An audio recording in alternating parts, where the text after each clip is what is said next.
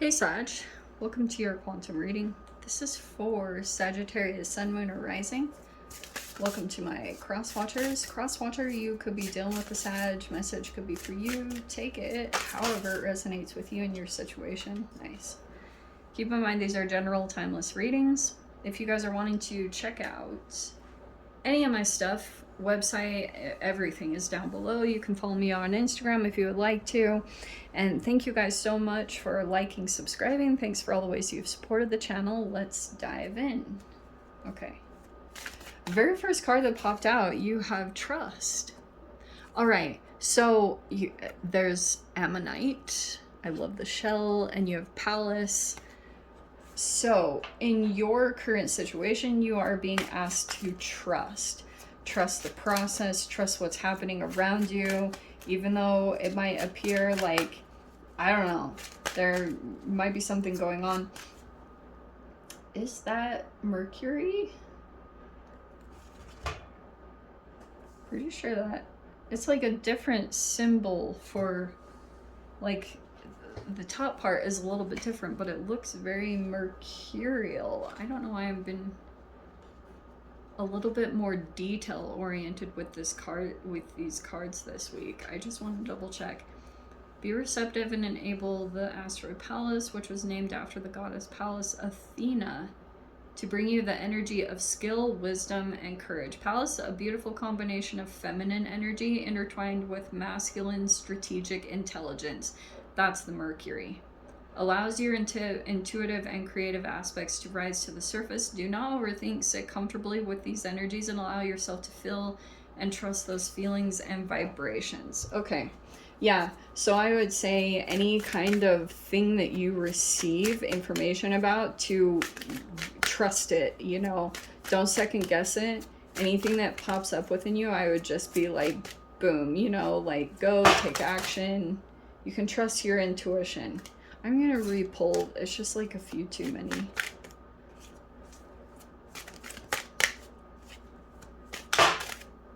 Okay. Is there another one that flipped? Yes. Links. Oh, wow. How very interesting. Okay. So we have links. Courage. Wow, this is so appropriate. So we have the Wren and the Lynx. Courage, humility, and then invisibility and revelation. All right. So it seems like there's an energy here, and this could be the approach. So I don't know which one you fall into line with, Sag. Like, you could have an energy here on the other side that, like, is still standing their ground.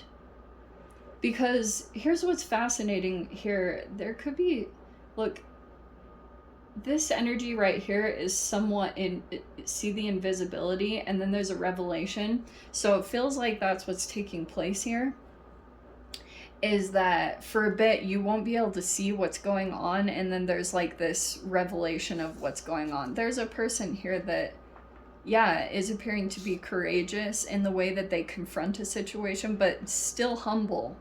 And that's what I think is what's potent about this dynamic, or, you know, what's so significant about this is that, see it how when it comes to the energetic difference, the Lynx here is like a cat. It's more of a predator.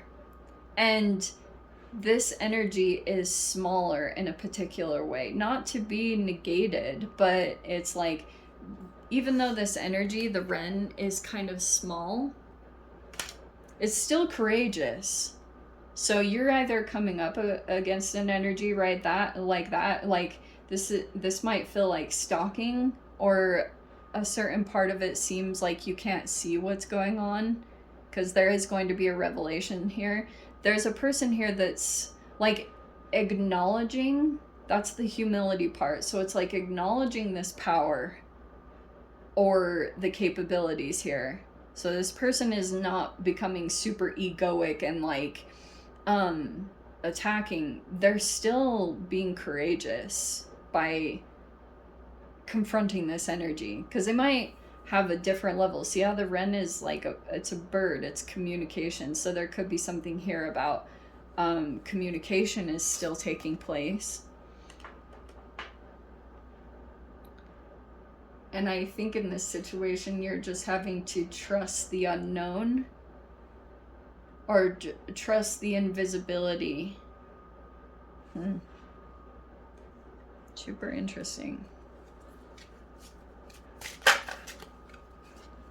Yeah, the Two of Pentacles. Yeah, so... Oh wow, look at the change. So there's a progressional energy. Here's the Three of Pentacles. Two of Pentacles, Three of Pentacles. Okay, those came right out. See what I was saying about this Mercury card? So here it is right here. So we have the King of Swords. We have the Seven of Swords. And we have the Ten of Swords. How perfect. Wow, wow. Okay, so there's the Queen of Swords right here. There's the Empress.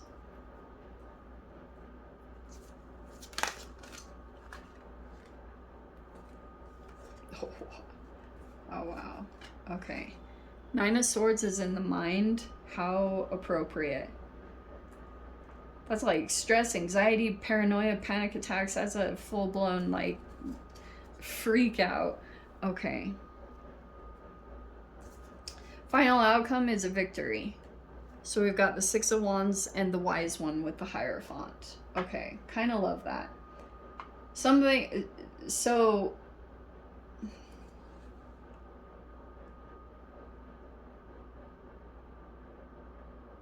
Okay. Two of Pentacles. So there's a little bit of back and forth here. You might have to make a decision here about some situation involving Three of Pentacles, like a group. This could be about collaborations. So whoever you've been connected with the Three of Pentacles, there's something here where you could be deciding here about who you connect with or who you're associated with. Or for some of you guys, if you've had like an instructor, or the Wise One can also be a teacher, you might be here in a little bit of a back and forth. All right, because, and there could have been something deceptive here that happened behind the scenes. Okay, Seven of Swords is like, there could have been something strategic, possibly deceptive here. That's somehow come into play in this situation. But the Ten of Swords is like, this is the good Ten of Swords. I had someone comment one time and said, a good Ten of Swords, like a, yeah, right. But this is, there are two Ten of Swords in this deck. That's why I said that. One is a person stabbing the other in the back. This is not that situation. So there could be a lesson here about trusting, like the lesson that's going to come with this. I also feel as though for those of you, this, it could have been like you've been in this similar situation before, and you have to really cater your energy in a specific way when you're navigating this, because something about this link's energy is somewhat invisible, because because there is going to be a revelation soon about something. This is all very factual, but the Empress comes in as more of like a motherly nurturing. You know, this is like a person here that would come in as like the... Here's what I think. Like, there are definitely different types of mothers. There's these super nurturing, caring ones, and then there are the mothers that are like tough love. But there's a energy here that's like, this is very fascinating, because I feel like whatever happened here in the Seven of Swords energy, like let's say for example, there was a energy that had done something kind of deceptive, because there could have been an energy involved here where they appeared to be like this Ren energy is a person that was underestimated. Let's put it that way. Okay, because it's something about it seems to be disadvantaged or smaller. And so that's why there's this acknowledgement of the like power differences. That's why this Ren is very humble. Okay, it's not that they're coming in all fired up. This person is still coming into the situation to like be involved in it, to be, you know, to like confront it or whatever, but there's still like they come across as very courageous, whatever they've done. And there's a person here that could have taken advantage. I'm just gonna say that straight up. Like whatever this like smaller energy is, it's almost like they're missing that ego strand. I've said this in another reading, but I'm picking that up on this one. Like they're missing a fear like line of energy in their body, like literally, like they don't have a certain way of perceiving things the way that other humans do. And that's coming up in this situation, is like you could be seeing here a different side of this situation. This is a lot of motherly kind of protection, okay? And I do feel like there's going to be either some stress or anxiety or overthinking the situation. That could be you, Sag, because technically the Nine of Swords is in the mind. So there could be a particular situation that you're thinking a lot about, and it could be, you either could be kind of restless over it, because maybe you're in this Ren situation where you have to have like courage here to confront a particular situation.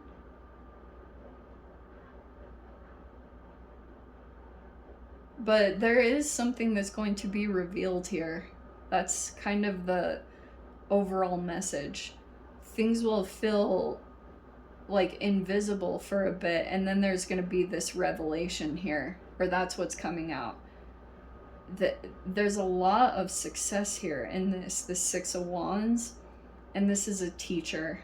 So you could be like, I don't know if you guys are actually teaching with the Wise One. That's a Hierophant. The Hierophant can be a spiritual leader, or it's an actual teacher.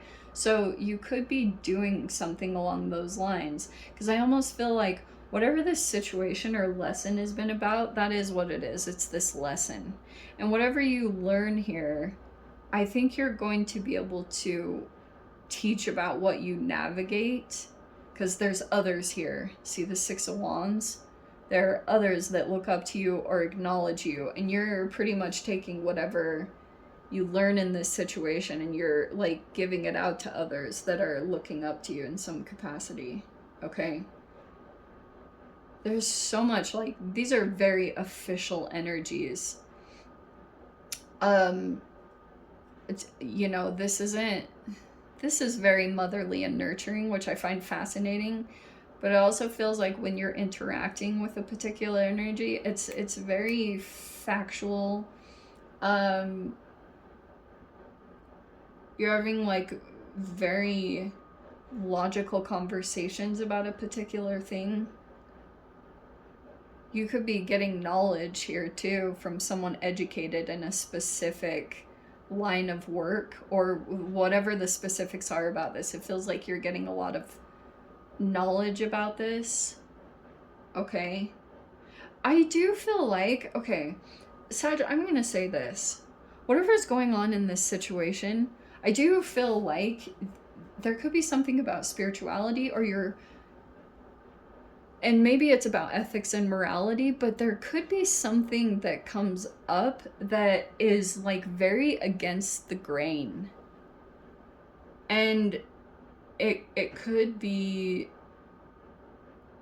like, I don't want to say taboo. I don't think it's taboo. I just think that it breaks traditions in some way.